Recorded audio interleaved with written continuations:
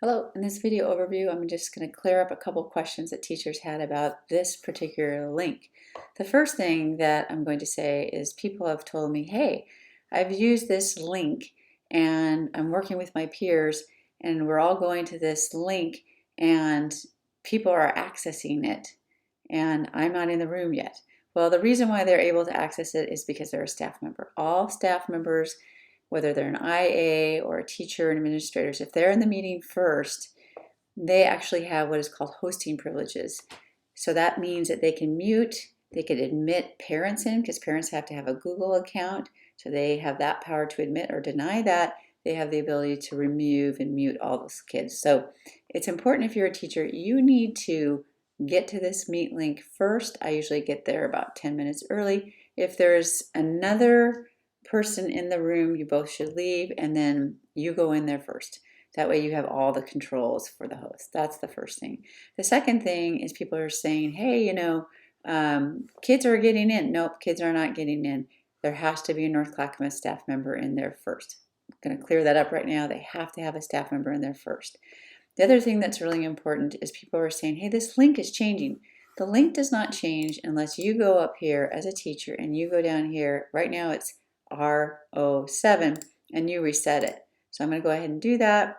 Remember it's R07, now it's got R6C. So if I go back here, and this is the student mode, and I refresh this, it is now changed. What does change, so it has R6C here, what does change is, this is what is called a lookup link. So what it does is, this link will always stay the same, again, unless you go up here, but when you click on it, it generates a unique link. And so what people are doing is they're clicking on this, and they're muting all of this and they're joining and they go, oh, this is the code that I need to send to people, but this is the unique link when you press this. This is always the same, but when you click it, it creates something unique. So don't copy this link. Always use the link in here. So this one ends with an SQQ. All right, so I'm going to go ahead and go to my meeting. I'm here in the student. I'm going to mute myself. And I'm going to join.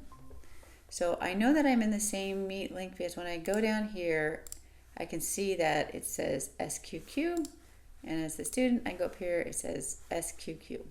Now, super important, you must make sure everybody's out of the room. Everybody's out of the room, staff members and students. And so you're going to tell your students to leave, and if they don't leave, what you're going to do is you are going to click on the people, and if they're in here, you would remove them. All right, everybody needs to be removed.